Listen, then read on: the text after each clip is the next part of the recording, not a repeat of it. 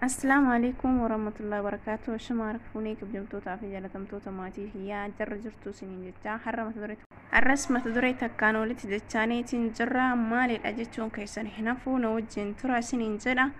Kabajamtootaa fi jaalatamtoota kiyyaa akkuma mata duree irratti arguuf yaaltanitti ibsaa kennee jira iyya dabarsaa kan jedhudha.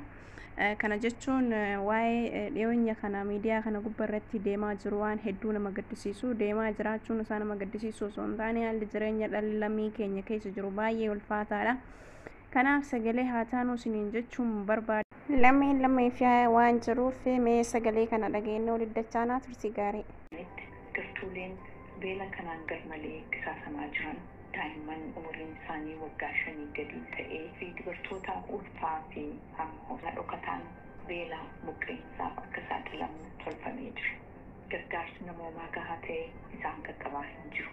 Beela kana ilaalchisee odeeffannoon bilisaan akka hin dabarre mootummaan naannoo fi federaalaa gurguramee jira. Midhaman daawwachuun akka hin dabaasne dhorkamanii jiru. Kanaaf addunyaan waan uummanni keenya keessa jiru akka gaariitti quba qaba jechuun rakkisaadha. Dhaabileen gargaarsa idil addunyaas kutaalee beelaa fi odeeffannoo achi jiru gabaasuu daangessaa jira. Yaa obboleeyyan ergaan kun isin qaqqabu. Beelli dheebuun yeroo namaaf hin kennu beekama. Keessattuu daa'imman, dubartoota ulfaa fi hoosisan akkasumas maanguddoota yaadadha. Uummanni keenya nu malee maal qaba? Yoo nuti gargaarre eenyutu gargaara? Egaa kabajamtootaa fi jaalatamtoota uummata Oromoo idil addunyaa gubbaarra jirtan yaamichi isiniif taasifamee jiru kun yaamicha xiqqaa isinitti hin fakkaatin. Lammiin keenya kan sababa hongeetiin beelaaf wantoota garaagaraatiif saaxilamaa jiran akkuma dhageettan kana kan gara miiliyaanaatti lakkaa'amutu dhumataa jira. Kanaaf anis wantan beekuu fi wantan argarraan isiniin gahuudhaaf akkana taasisu kan na godhe keessaa tokko immoo kallattii mootummaatiin wanti gargaaramaa jiru hin jiru. Gargaaramuyyuu miti warroota sagalee ta'anii fi akkan lammiin keenya gargaaramuuf akkan dandamatanii bira darbaniif warroota gargaaruuf barbaadus hidhaatti guuraa jiru. Waan baay'ee gaddisiisaadha. Waan baay'ee nama cabsuudha. Kanaaf yaa uummata keenya hanga dandeenyeen ol bira haa dhaabbannu. Kan Baaleetis kan Gujiitis uummata Oromoo bakka garaagaraa keessa kan jiraatan hundisaa sababa beelaatii fi sababa hongeedhaatiif miidhaa guddaa keessa jiru. Nuti garuu hundasaa quba hin qabnu. Keessumaayyuu keenya namoonni yeroo ammaa harka caalaan keenya miidiyaa Oromoo OMN kana namoota muraasaatu hordofa. Akka duraanii namni hordofaa hin jiru. Kanaaf miidiyaan kun kallattii hundaanuu sagalee uummata Oromooti. Sagalee dhokataa ta'e rakkoo uummata keessa jiru kan hin mul'anne hundumaayyuu kan qoratee akka uummanni dhagahu akka addunyaa bira gahu kan taasisu yeroo baay'ee miidiyaa OMN uummataati. Miidiyaa uummataati. Garuu baay'een keenya achi hin jirru, hordofaa hin jirru, maal dabarsaa jira iyyuu hin beeknu. Kanaafuu miidhama lammii keenyaa guddaa kan miidhama lammii keenyaa lammiin keenya maal keessa jira, sabni keenya maal keessa jira jedhee hundumaa kan qoratee akka dhageenyu nu taasisu akkasumas immoo kan sagalee akka taanullee nu taasisu miidiyaa OMN'ti. Miidiyaa kana jabeessuun dirqama keenya, dirqama Oromummaati jechuudha. Namoonni sooshaal miidiyaa hedduu keessa oolla baay'ee keessa deemnee ilaalla. Garuu OMN kana namoonni viyuun isaa ilaallamu yeroo baay'ee ni xiqqaata. Kanaafuu asumaan dhaamsa dabarsuudhaaf OMN kun guddachuu qaba. Miidiyaan keenya kun yeroo hundumaayyuu akkuma beektuunii fi hayyoonni yeroo garaagaraatti dabarsan hordofamuu qaba isiniin jechuun barbaada. Hordofuu qabna jechuu barbaada. Mee takka dhageeffannee walitti dachaana.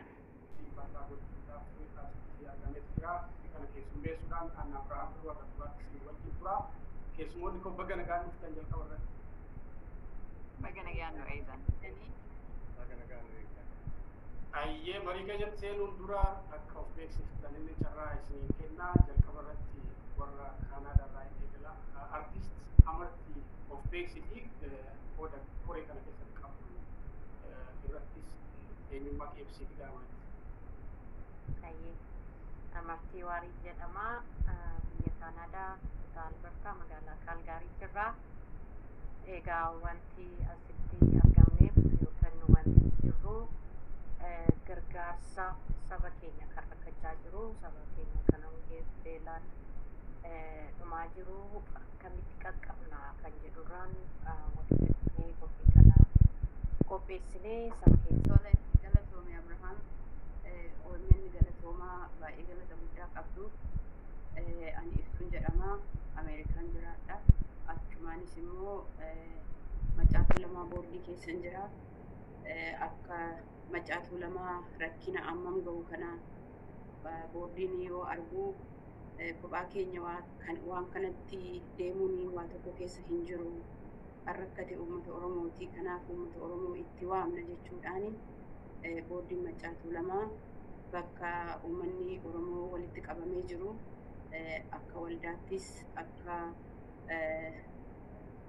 organizationittis akka bakka masgiidaattis akka dargaggoottis akka dubartootaattis akka artistiittis waan jiru sana qaqqabnee uummata keenyaaf haa dhaabbannu jechuudhaan waamicha kana goone galanni uummata Oromoo bal'aadhaaf haa ta'u akkasuma isiniifillee warra miidiyaatiif haa ta'u waamicha nuti goone sana dhaga'ee uummanni Oromoo uummata isaatii Oromoodhaa birmatee koree sana keessa jirra. Kanaafan har'a as jira uummata kootiif sagalee ta'uudhaaf akkasumas maal gochuu danda'ama maal gochuu dandeenya uummata keenya isaafillee dhageessisuu nurra jiraata jechuudhaan as jirra.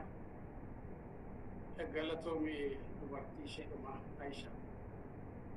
Hayyee galatoomaa isinillee asirratti wal nu yaamuu keessanii fi ulfaadhaa. OMN illeen sagalee uummata keenyaa dhageessisuudhaaf gahee guddaa taphachaa jirtanii galatoomaa. Anilleen Aishaa Oromiyaa Adiinaan jaanii akkasuma akkuma waahii xiyyaa adda iftuun ibsitetti anilleen koree waldaa macaatuu lamarraan jira. Koree kanarraa koree biraa jaarree jirra waldaa hundarraa jechuudha. Jaarmayaa fi akkasumas afooshaa hundarraa hoogganoota amantii dubartoota dargaggeessaa fi shamarranirraa achumaan koree yeroo jennee moggaasnee jirra. Koree yeroo saniitu amma bobbaa duula jechuudha. Ani Girmaa Hassan jedhama. Minisootaati. Hawaasa keessatti tajaajilaa hojjedhas. Waldeen yookaan mootu gareen kun gareen argitee ruuhii namaa baraaruuf tattaafatu waan ta'eef anaafis akka bu'ee haasa'uu danda'a jedha. Gabaabaa task forcein keessan qopheessee daawwachiifnee walitti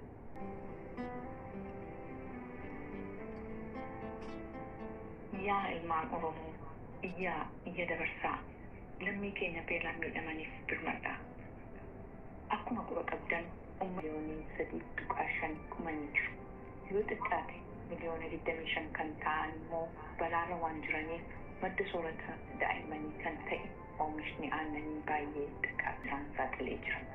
Kana malees waggoota arfan darbaniif waraanni mootummaa federaalaatiin Oromiyaa irratti gaggeeffamaa jiru gahaatti gabaafamaa hin jiru. Kana keessatti mootummaan federaalaa gochaa gara jabinaa kanneen akka qe'ee uummataa gubuu, qonnaa gubuu, midhaan gubuu fi namoota nagaa waraana bilisummaa Oromoof mararfannoo qabu jedhee shakkuu ajaa'ilee jira. Qorattoonni akka jedhanitti gartuuleen beela kanaan garmalee qisaasamaa jiran daa'imman umuriin isaanii waggaa 5 gadi ta'ee fi dubartoota ulfaa fi hamma dhokataan beela buqqeensaaf akka saaxilamu tolfamee jira. Gargaarsi namoomaa gahaa ta'e isaan qaqqabaa hin jiru.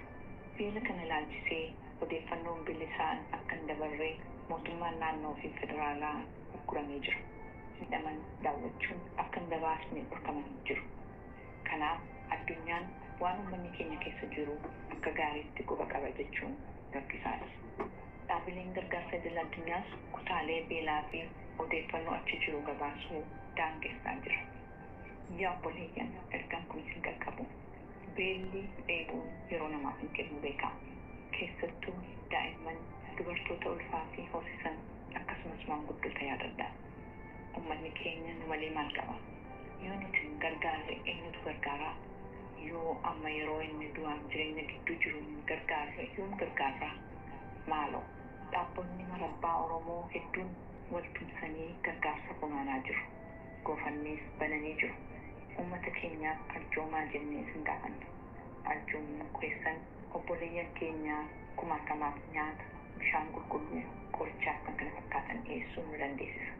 Uummata keenyaaf sagalee ta'uun dhaabilee gargaarsa namoomaa fi hawaasa addunyaa rakkoo Oromiyaa keessa jiru akka beekan taasisuuf jabaadhaa hojjedhaa. Ilaalcha gahaa akka kennanii fi gargaarsa gahaa ta'ee akka dhaqqabsiisaniif iyyadhaa fi jennee isin gaafanna. Iyya dabarsaa lammii keenya beelan miidhamaniif birmadha. Danda'a jedhee tan irra qabaa akka viidiyoo kanatti jaarmiyaan gargaarsa namoomaa kan Yuunaayitid Neeshinii jedhutti Oromiyaa keessatti namoota miiliyoona 9 rakkina wabii nyaataa keessa jira. Kanneen keessa gara miliyoona 3 kan ta'an immoo gargaarsa hatattamaa barbaadu jedha. Nama qofa osoo hin taane immoo beeladii kutaa Oromiyaa garaagaraatti sababa hojiitiin dhumee jira. Kana yoo dhageessan maaltu isinitti dhaga'ama? Haala Oromiyaa keessa jirtu kanarratti miira keessan osoo qoodanii jalqabaa amartii ammallee sii kenna. Raawundii kan biraatti keessaniif galatoomaa jedhaa. Isin yeroo hundumaa sagalee uummataatii itti fufaa jennaa. Egaa yeroon viidiyoo kana argu maaltu sitti dhaga'amaani? Wanti namatti dhaga'amu waan guddaadha, waan baay'eedha. Egaa kabajamtootaa fi jaalatamtoota maatii jituu Oromiyaa ilmaan Oromoodhaa idil addunyaa gubbarra jirtan yaamicha akkanaa kana isiniif taasisee jira. Miidiyaan keenya sagalee uummataa yeroo kamiyyuu kan hin dhabamne maal keessa akka jiruu fi uummanni keenya maal akka barbaadullee kan hubatee uummata isaa biraan gahuu miidiyaa OMN illee hordofuu aadeffannoo isiniin jechuun barbaada. Sagalee kana yeroo dhageessan immootu share, like, subscribe gochuu hin dagatina. Share godhaa uummata biraan gahaa isiniin jechuun barbaada. Hanga danda'ame takkaan sagalee oliif haa taanu. Wanta biraatu iyyuu miidiyaa kana gubbarra yoo wanti akka dhageenye mata duree qabannee dhufna. Wanta uummata keenyaaf barbaachisuu fi uummata fayyadullee osoo biratti qabnee yeroo baay'ee gaariidha jedhee yaada. Turtii na wajjin gootaniif turtii gaarii isinii haa ta'u isiniin jecha. Turtii gaarii isinii haa ta'u isiniin jecha. Horaa bulaa deebanaa. Bye, like, share, subscribe gochuu hin dagatina. Wanti isiniif fakkaateen immoo bira dhaabbachuullee hin dagatina. Dhaamsa kan kootii turtii gaarii. Bye.